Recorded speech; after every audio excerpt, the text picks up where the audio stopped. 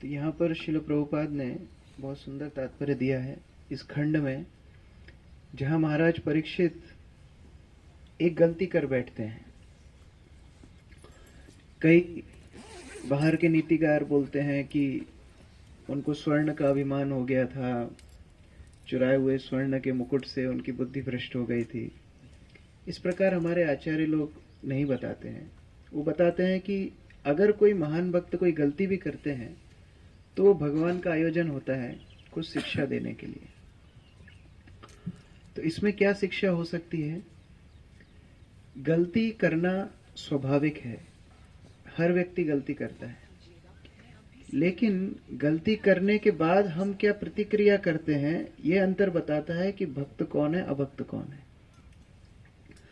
गलती करने के बाद उसका स्पष्टीकरण देना, उसके प्रति लड़ाई कर लेना, अपने आप को हमेशा सही समझना, यह भक्त का लक्षण है। हम लोग भागवत में अनेक अनेक उदाहरण देखते हैं, जैसे हैं महाराज चित्रकेतु। चित्रकेतु विमान में बैठ करके जा रहे हैं और वो ऊपर से देखते हैं कि भगवान शिव कुछ ऋषि मुनियों को भागवत चर्चा कर रहे हैं और पार्वती उनकी गोद में बैठी हुई है। ये देख करके चित्रकेतु हंस पड़ते हैं। और बहुत सुंदर तात्पर्यों में प्रभुपाद ने समझाया है कैसे जो भगवान शिव और चित्रकेतु के बीच का संबंध है वो पारस्परिक प्रेम मैत्रीय का संबंध है। उसमें इस प्रकार का हंसी मजाक चलता है, लेकिन पार्वती को बड़ा गुस्सा आ गया। संकर्षण के ही भक्त हैं भगवान शिव, संकर्षण के ही भक्त थे चित्रकेतु। तो एक तरह से दोनों गुरु भाई हो गए। गुरु भाइयों के बीच में मजाक मस्ती होता है तो उसमें कोई बड़ी बात नहीं है, लेकिन पार्वती नाराज हो गई और चित्रकेतु को श्राप दे दिया। चित्रकेतु की प्रतिक्रिया बहुत जरूरी है वहां देखना। चित्रकेतु जाकर के पार्वती को धन्यवाद देते हैं और श्राप को स्वीकार कर लेते हैं। वहां पर फिर वो व्याख्या आती, नारायण परा सर्वे। जो भगवान के भक्त हैं उनको किसी चीज से डरने की आवश्यकता नहीं है, क्योंकि उनके लिए सब कुछ तुल्यार्थ दर्शनम, सब कुछ बराबर है। नरक, अपवर्ग, स्वर्ग, सब कुछ उनके लिए बराबर है। तो यहां पर हम देख रहे हैं कैसे अगर भक्त कोई गलती भी करता है तो उसकी प्रतिक्रिया क्या होती है। कल हमने देखा कि कैसे भगवान करुणावान होते हैं, भक्त करुणावान होते हैं, किसी को त्याग नहीं करते, हमेशा स्वीकार करते हैं। लेकिन भक्त जो गलती करता है उसकी क्या प्रतिक्रिया होती है ये भी जानना जरूरी है।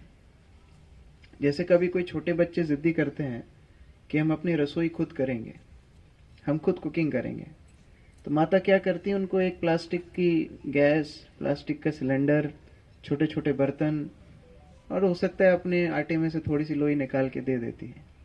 और बच्चे लगे रहते हैं 1 घंटा 2 घंटा। अब वो खेलने के बाद उनको भूख लग जाती है, तो फिर किसके पास आते हैं? माता के पास ही आते हैं। तो अब वो 2 घंटे के अंतराल में माता उनके लिए खाना बना के रखती है। उसको पता है कि ये अपना खाना खुद नहीं बना सकते।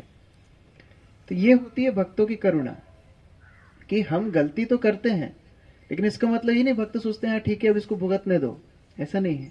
वो बैकअप प्लान रेडी रखते हैं, ठीक है अभी आएगा, वापस आएगा, तो इसके लिए कैसे हमको हेल्प करना है उसके लिए रेडी रखते हैं। इसको करुणा बोलते हैं। इसलिए चैतन्य भागवत में बताया है, पापी यदि देश छेड़े दूर देशे जाए, मोर सेनापति भक्त जाय भी तथा। अगर ऐसे कोई पापी तापी हैं जो भगवान की शरण छोड़ के, वैदिक वर्णाश्रम छोड़ के दूर दूर देशों में भी चले जाएंगे, तो चैतन्य महाप्रभु बोलते हैं मेरे सेनापति भक्त वहां जाके उनका उद्धार करेंगे। तो इसका मतलब क्या है कि कोई भागेगा तो भी उसको करुणा देंगे, तो भी उसकी मदद करेंगे। ये करुणा की पराकाष्ठा है। प्रभुपाद जब वृंदावन में रह रहे थे, उनके लिए उससे बड़ी कोई उपलब्धि नहीं थी कि रूप गोस्वामी की समाधि के पास रहना, वहां पर भजन करना, भागवत पे टीका लिखना और साधु संतों का संग।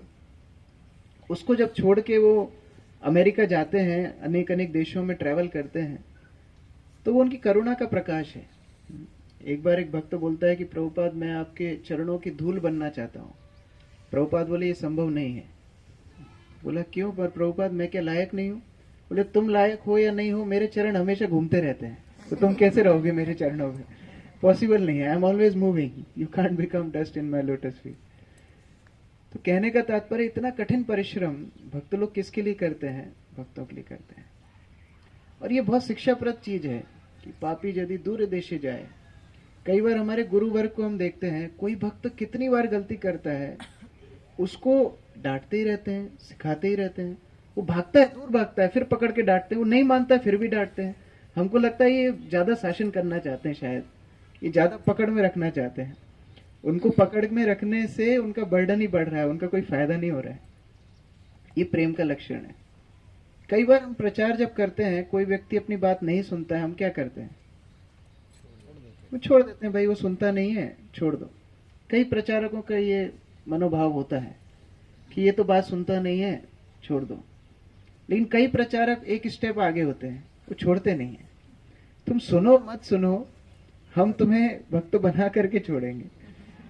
गुरुवर्ग उस प्रकार करते हैं, नहीं करते हैं? कई बार शिष्य नहीं सुनते हैं, फिर भी उनको डांटते हैं, फिर भी उनको समझाते हैं, क्योंकि वो प्रेम का लक्षण है। बच्चे कितने ही नालायक हो, माता पिता उनको कभी नहीं छोड़ते। हमेशा उनको डांटेंगे, सिखाएंगे, वो नहीं मानेंगे, हमेशा उल्टा काम करेंगे, फिर भी माता पिता बोलते हैं नहीं ऐसे करना। आज भी हम घर से बाहर जब जाते हैं, माता पिता यही बोलते हैं, पानी पीना, बैग में। मैंने, मम्मी मैं 6 साल से घूम रहा हूँ कंटिन्यूस, फिर भी बोले नहीं ऐसा करना, ऐसा करना, धूप में मत घूमना, खाना टाइम पे खाना, सोना टाइम पे। तो उनका काम है, वो प्रेम का लक्षण है।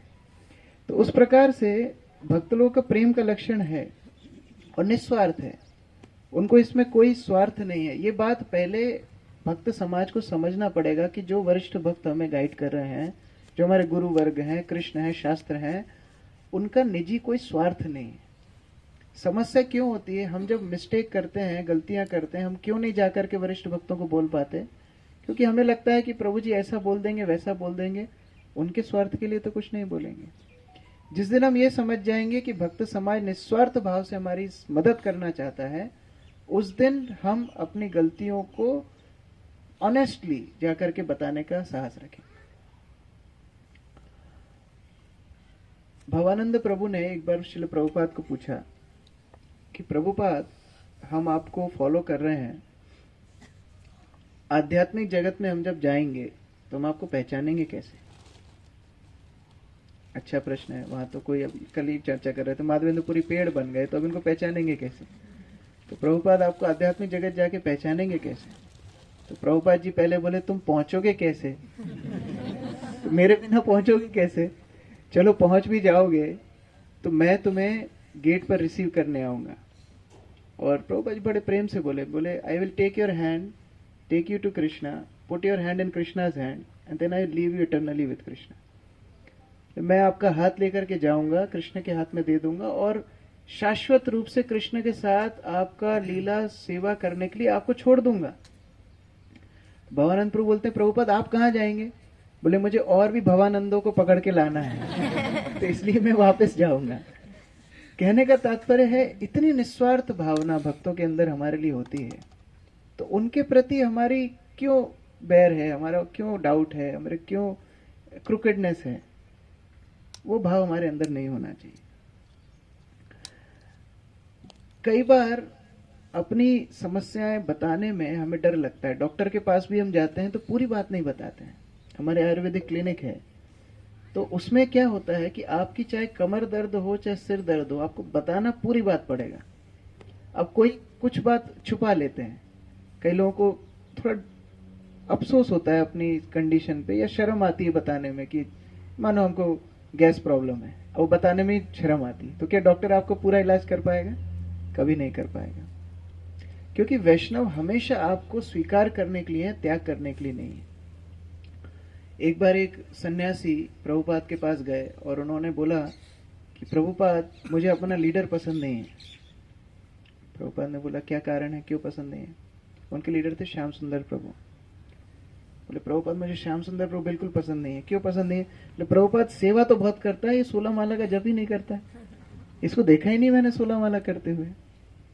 अब देखिए, एक बात है छोटों का बड़ों को कंप्लेन बताना, और दूसरी बात है बड़ों का प्रत्युत्तर, रिएक्शन। कई बार छोटे बड़ों को अपनी गलती बताते हैं और बड़े भी उसमें मिल जाते हैं, हाँ ये तो ऐसा ही है, नालायक है, मैंने कितनी बार समझा है। उससे क्या होगा, उस छोटे की श्रद्धा और खराब हो जाएगी। तो वरिष्ठ भक्तों को भी उस प्रकार का भाव रखना पड़ेगा। प्रभुपाद उनको बोलते हैं, तो क्या हुआ, अर्जुन के महाभारत के युद्ध में 16 माला कर रहा था क्या? श्याम सुंदर इतना बिजी है, मेरे लिए इतने बड़े बड़े लोगों को प्रचार कर रहा है, वो अगर 16 माला नहीं कर पा रहा है मतलब वो बहुत व्यस्त है, फिर भी तुम्हें उसकी बात माननी चाहिए क्योंकि वो तुम्हारा लीडर है। ये तो झटका लगा बहुत, वो भक्त जाने लगा। प्रभुपाद उसको पीछे से बोलते हैं, लेकिन तुम्हें अथक प्रयास करना चाहिए कि तुम उसको इंस्पायर करो 16 माला करने की। दोनों बातें शिक्षाप्रद हैं। एक तो कि आप बात भी मानो और हेल्प करो। हमारा मदद करने का काम है। हम आज भी असिस्टेंट हैं, हम 20 साल बाद भी असिस्टेंट रहेंगे, हम 50 साल बाद भी असिस्टेंट रहेंगे। हमको गुरु नहीं बनना है, ये बात हमारे मन में बैठी होनी चाहिए। हमारा अगर कोई वरिष्ठ भक्त कोई समस्या में है, उसको मदद करना हमारा काम है। ये छोटों का काम है, ना कि हम उनको रिप्लेस करके हम किसी और को बिठा दें। एक बार प्रभुपाद के शिष्यों ने गलती की थी, आपने पढ़ा होगा लीलामृत में। प्रभुपाद से बोला था, प्रभुपाद आप इंडिया जा रहे हैं तो आपके किसी गॉड ब्रदर को भेज दीजिएगा, हम उनसे गाइडेंस ले लेंगे। प्रभुपाद बड़े गंभीर हो गए, आंखों में उनके आंसू आ गए, रोने लगे। भक्तों को लगा कि बहुत बुरा लगा प्रभुपाद को हमारी बात सुन के। थोड़ी देर बाद प्रभुपाद जब थोड़ा सा उनका बोलने की स्थिति हुई, प्रभुपाद ने बोला कि मेरे गुरु महाराज, my guru maharaj was very special, he saved me. मेरे गुरु महाराज बहुत ही स्पेशल थे, उन्होंने मुझे बचा लिया भौतिक संसार से। तब भक्तों को समझ में आया कि आध्यात्मिक गुरु टीचर नहीं है।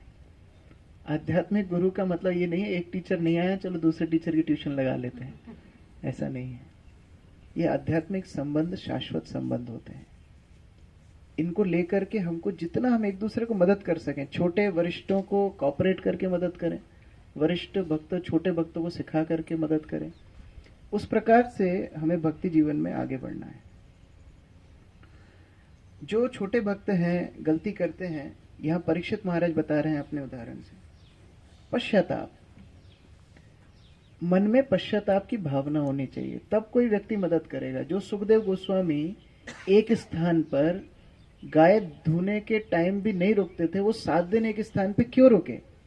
क्योंकि परीक्षित का पश्चाताप देखा कि पश्चाताप वास्तविक पश्चाताप है, इसमें कोई ढोंग नहीं है। इस प्रकार के पश्चाताप से हम भक्तों की कृपा आकर्षित करते हैं। गलती करने के बाद उस प्रकार महसूस होना चाहिए कि मैंने गलती की है, तब कोई मदद कर पाएगा। लेकिन हम उसमें जस्टिफिकेशन क्लैरिफिकेशन जितना देते हैं, भक्तों को भी लगता है कि चलो अब ठीक ही किया होगा, छोड़ दो। उस प्रकार के भावना से हमें मदद नहीं मिलेगी। एक और बात समझने की है, हमेशा इग्नोरेंस की वजह से गलती नहीं होती है। हमेशा ऐसा नहीं है कि हमें कोई बात पता नहीं थी उसकी वजह से हमने गलती कर दी। हमारा भौतिक आकर्षण की वजह से मैक्सिमम गलती होती है। अजामिल की बात सुनिए। अजामिल ने जो गलती की, अपनी पत्नी को बाहर निकाला, अपने पिता को वन भेजने के लिए मजबूर कर दिया। इस प्रकार की स्थिति में अजामिल ने जो वैश्य को घर में लेकर के आया, आपको क्या लगता है वो क्या भूल चूक से करा? उसमें सारे शास्त्र उसके सामने ट्रेन जैसे निकल रहे थे जब वो वैश्य के बारे में सोच रहा था, लेकिन उनको छोड़ करके उसने अपने भौतिक आकर्षण को प्राथमिकता दी और उस कारण से गलती में गिर गया। तो हमें यह समझना पड़ेगा कि ऐसा नहीं हमेशा हम भूल में ही गलती करते हैं, बहुत कम ऐसी भावनाएं होती है।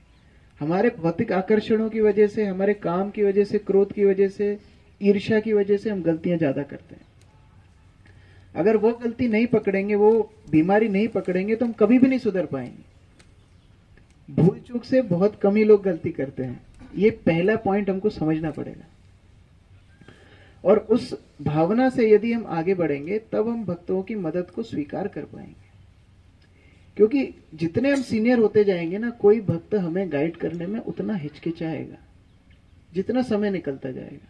छोटे भक्त को कोई भी डांट देता है, झाड़ू अच्छे से लगाओ, ये करो वो करो। जितना आप थोड़ा सीनियर हो जाएंगे, कोई आपको डांटने में उतना ही डरेगा, और ट्रीटमेंट भी ऐसे ही मिलेगा जैसे मतलब आप सीनियर हो। है ना, थोड़ा सा जब ईयर्स बढ़ जाते हैं, सम सीनियर थोड़े से ईयर्स जुड़ जाते हैं, सीनियर हो जाते हैं। ट्रीटमेंट भी उसी प्रकार से मिलता है। जैसे हम एक बार एक शहर में गए थे और मैं नया नया ही था, गाड़ी से उतरे तो बड़ा भयंकर वेलकम, माला वगैरह पहनाई, अलग अलग गाड़ियों में लेकर के गए और घर पहुंचते से ही अलग अलग पकवान प्रसाद सब लिया। गुरु महाराज के साथ गए थे तो उसी प्रकार ट्रीटमेंट मिला। किसी वजह से हमारी फ्लाइट, गुरु महाराज की रिटर्न फ्लाइट 1 घंटे बाद की थी, 1-1.5 घंटे बाद की, है ना। गुरु महाराज 1-1.5 घंटे पहले की फ्लाइट में थे, हम 1-1.5 घंटे बाद की फ्लाइट में थे। तो जब छोड़ने की बारी आई 3-4 दिन बाद, तो छोड़ते समय गुरु महाराज को छोड़ने बहुत भक्त गए। उनको छोड़ा, एयरपोर्ट पे रवाना किया, माला वाला पहनाई, जर्नी प्रसाद दिए, सब कुछ दिया और गाड़ी में बैठ के चले गए। जो हम 2-3 लोग थे वहीं खड़े रह गए, एक भी आदमी साथ में नहीं। तो हमको समझ में आया कि देखो ये किसकी वजह से सम्मान मिल रहा था, ये गुरु महाराज की वजह से सम्मान मिल रहा था। जितने देर वो गधे के ऊपर विग्रह रखे हैं सब नतमस्तक होंगे, जैसे विग्रह चले जाएंगे वो गधा ही रह जाएगा। तो उस प्रकार से हमको भावना समझ में आनी चाहिए हर क्षण। ये वास्तविकता है कि हमारा कुछ भी नहीं है, भौतिक संसार में भी, आध्यात्मिक संसार में भी। भौतिक संसार में भी हम देखते हैं जब तक व्यक्ति श्रम करता है, घर पे पैसे लेकर के आता है, बहुत सम्मान होता है। फिर थोड़ा बूढ़ा हो जाता है, कोई नहीं सुनता है उसकी। इसी तरह आध्यात्मिक संसार में जब तक गुरु वैष्णवों को लेकर के हम चलेंगे, वो आध्यात्मिक ट्रेजर हमारे पास रहेगा, तब तक हो सकता है कुछ भक्त हमारी सुने, कुछ सम्मान दे। वो हट जाएगा, वो सम्मान नहीं मिलेगा। तो उस प्रकार से हमें दिनों दिन भक्ति की भावना हमारे हृदय में बढ़नी चाहिए। The substance of bhakti should increase day by day. हर दिन हम कृष्ण के निकट कैसे जा रहे हैं, इसके बारे में हमें चिंतन करना चाहिए। परीक्षित महाराज जैसे महान भक्त यदि पश्चाताप कर सकते हैं, झुक सकते हैं, मदद मांग सकते हैं, तो हम क्यों नहीं मांग सकते। मदद मांगने से हम छोटे नहीं बनते। प्रभुपाद अपने शिष्यों को बोला करते थे कि मैं आपके लिए बहुत कृतज्ञ हूं कि आपने मुझे मदद की है मेरे गुरु महाराज के निर्देश को पालन करने के लिए। कई बार रोते भी थे। तो ही वॉज ग्रेटफुल कि the young boys and girls are helping Srila Prabhupada. He was grateful to them. तो अगर बड़े बड़े महान आचार्य मदद मांग सकते हैं, अद्वैत आचार्य जो स्वयं महाविष्णु हैं, सदाशिव हैं, वो स्वयं मदद मांग रहे हैं। उनकी क्या शक्ति नहीं थी कि वो प्रचार कर सके, लेकिन वो स्वयं मदद मांग रहे हैं। शालिग्राम पे तुलसी जल मात्रेण, शालिग्राम के ऊपर पूजा कर रहे हैं कि हे भगवान मदद कीजिए।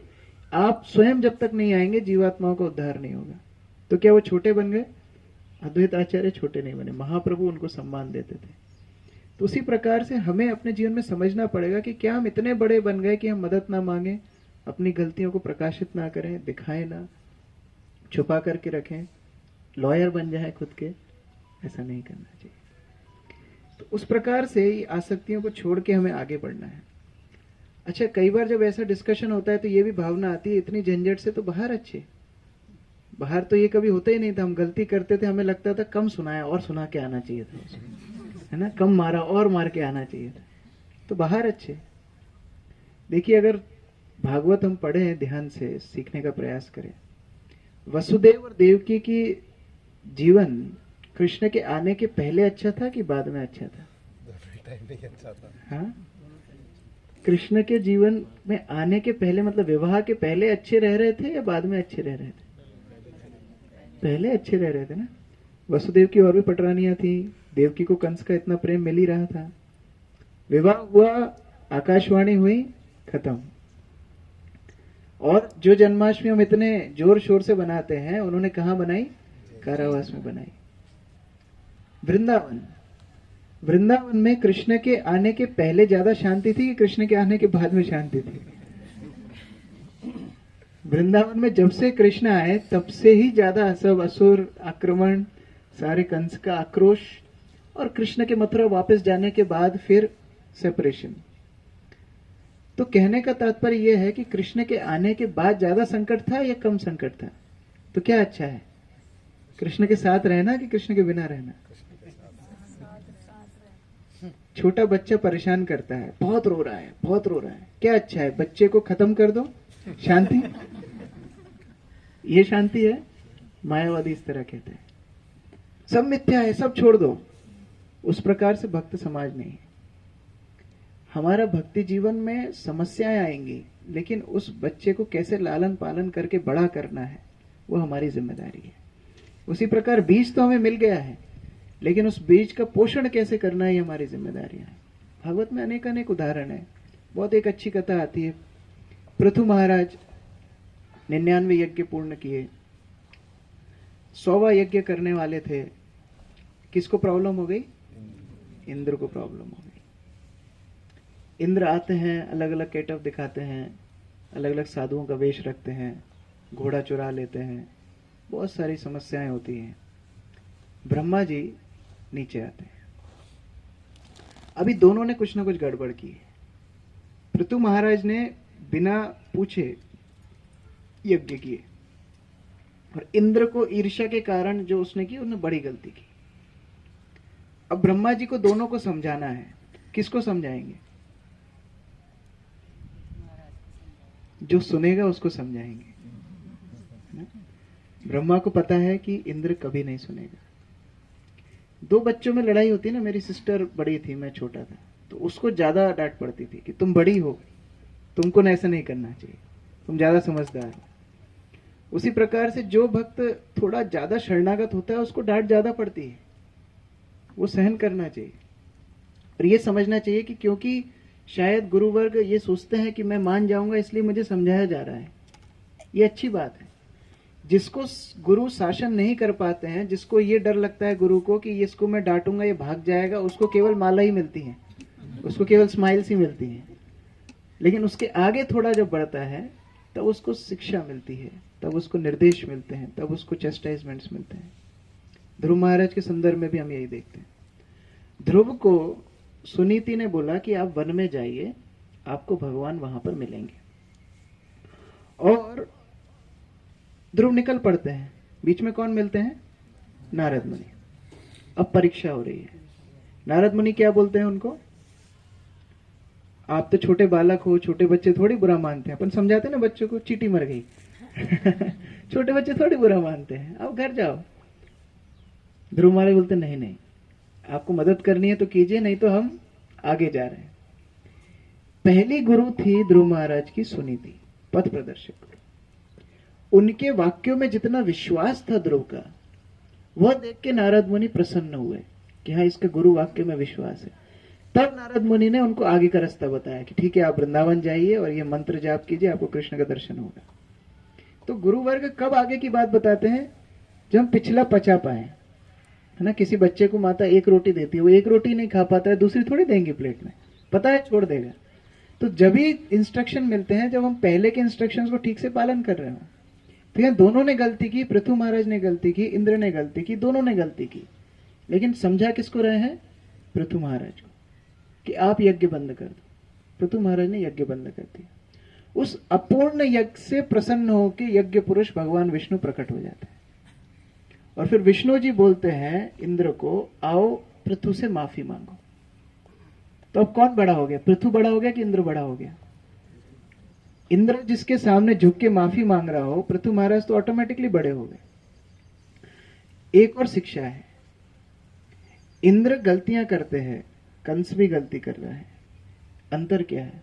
रावण ने गलतियां की, इंद्र ने, ब्रह्मा ने गलतियां की। अंतर क्या है?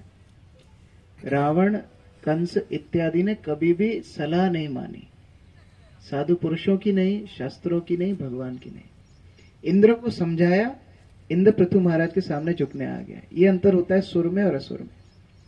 दोनों गलतियां करते हैं, सुर भी गलती करते हैं, असुर भी गलती करते हैं। लेकिन फिर इंद्राणी व्याकुलम लोकम क्यों बोला गया है? क्यों भगवान इंद्र की सुरक्षा करने के लिए आते हैं? क्योंकि इंद्र बात मानता है। तो हम भक्त समाज में केवल एक ही बात समझनी है कि हमको बात माननी है ना। हमको विद्रोह नहीं करना है, हम क्रांतिकारी आंदोलन में नहीं है। यद्यपि भागवत में बोला विप्लवा, बट विप्लवा का मतलब ये नहीं है कि अंदर ये विप्लवा, अंदर ही आंदोलन, ऐसा नहीं है। बाहर के लोगों से आंदोलन करना है ना। उस प्रकार का भाव होना चाहिए। तो जब हम इस तरह की भावना रखेंगे तब भगवान आगे बढ़ने का मौका देंगे। और कथा है, भरत महाराज, एक मिस्टेक की भरत महाराज ने, हिरण के प्रति आसक्ति, भगवान ने उनको दूसरा मौका दिया।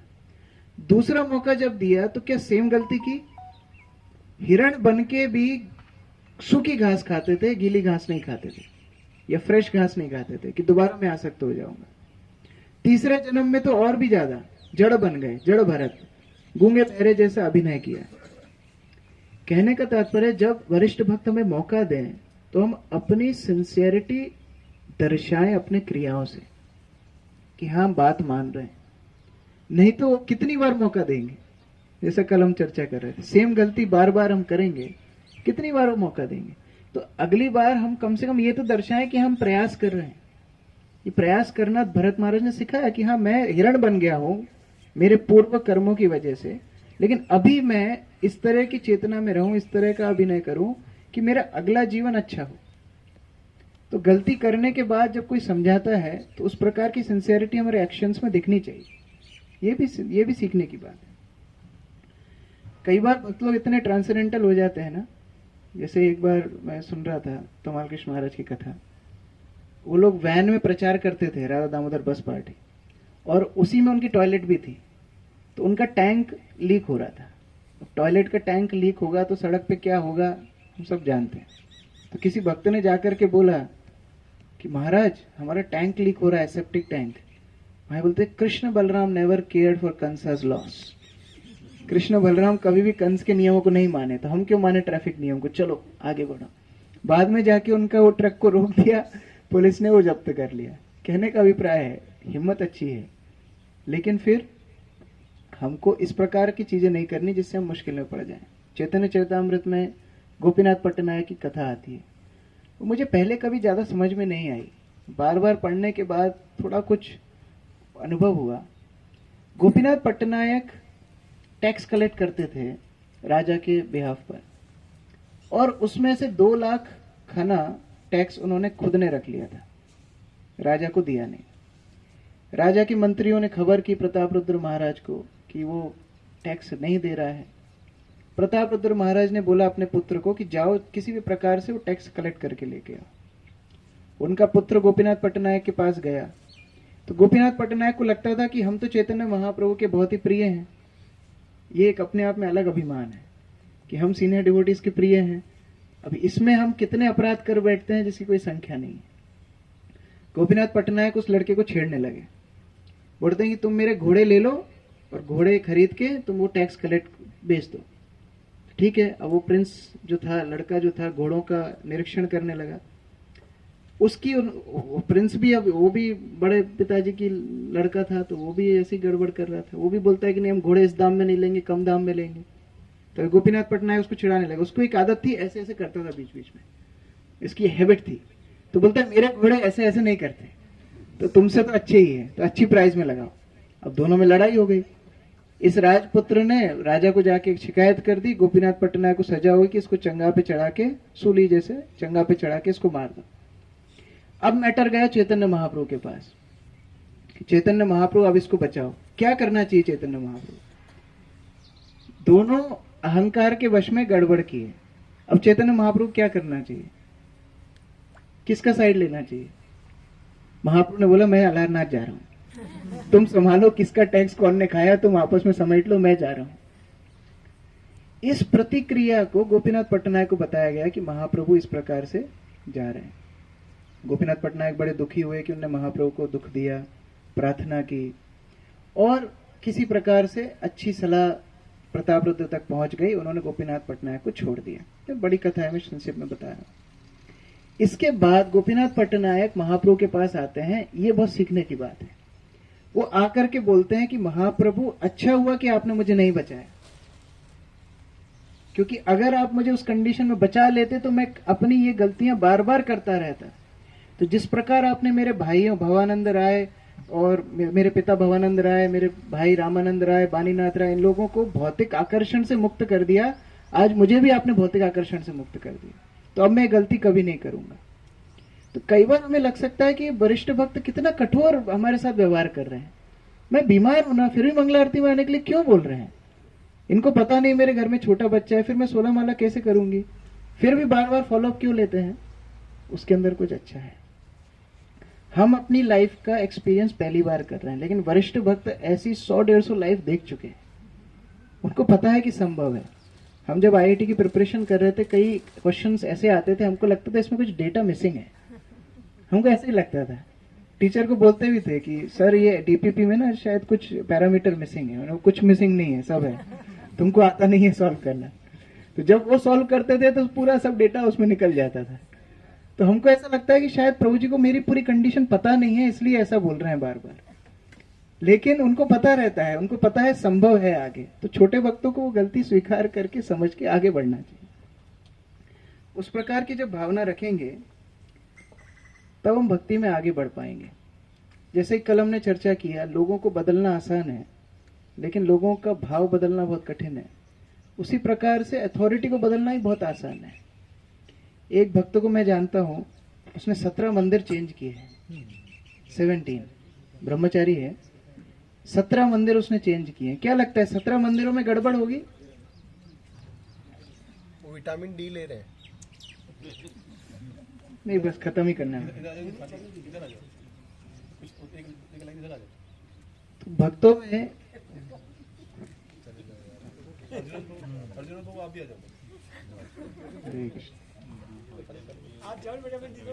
गुरु महाराज बोलते थे morning sun is good for health. मुझे चाहिए थी तो मैं बैठ जाता।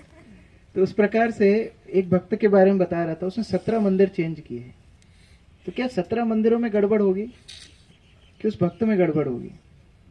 अच्छा, टर्बुलेंस के टाइम पे अगर आप कोई चेंज करते हो ना, तो उसमें और ज्यादा मुश्किल में फंस जाते हैं। अच्छे अच्छे जब हम रहते हैं तब हो सकता है हमको लगे कि नहीं, हम यहाँ सेवा अच्छी नहीं कर रहे, वहां और वो ठीक है। लेकिन समस्या में जो व्यक्ति छोड़ के जाता है ना, वो कभी सुख नहीं हो पाता, क्योंकि वो ऑलरेडी परेशान है। उसको जो भक्त लंबे समय से गाइड कर रहे हैं, वो उसको जितना अच्छे से जानते हैं, बाकी लोग नहीं जानते हैं। तो जब दूसरी जगह जाएगा तो उसको उस प्रकार का नरिशमेंट नहीं मिल पाएगा जिस भक्त समाज में पला बड़ा है, उसकी भक्ति का पोषण हुआ है। तो कभी भी छोड़ना सॉल्यूशन है ही नहीं। ना तो गुरु का शिष्य को छोड़ना, ना शिष्य का गुरु को छोड़ना, कभी सॉल्यूशन है ही नहीं। ये भक्ति का पथ है परमानेंट। हम भौतिक समाज को छोड़ के आए हैं भक्ति पथ पे, अब इधर छोड़ के हम कहाँ जाएंगे? ये और कोई शेल्टर नहीं है हमारा। इसलिए भक्तिविनोद ठाकुर बोलते हैं, अनाथ है रे नाथ डाकी तब नाम। आप अनाथों के नाथ हैं। अगर कोई अनाथ व्यक्ति को नाथ मिल जाता है तो फिर वो चेंज नहीं करता कि नहीं नहीं, ये जो पेरेंट्स मुझे गोद लेने आए हैं ना, ये अच्छे नहीं है, दूसरे पेरेंट्स दे दो। वो सिलेक्ट नहीं करता है, पेरेंट्स सिलेक्ट करते हैं, हाँ ये बच्चा हमें अच्छा लग रहा है, हम लेके जा रहे हैं। तो उस प्रकार से भावना हमारे भक्ति जीवन में हो। परीक्षित महाराज जैसे, प्रहलाद महाराज जैसे चरित्रों से हम सीखें, और गुरुवर को प्रार्थना करें कि हमें वो साहस दें कि हम उनकी गाइडेंस को स्वीकार करें, उनके चेष्टा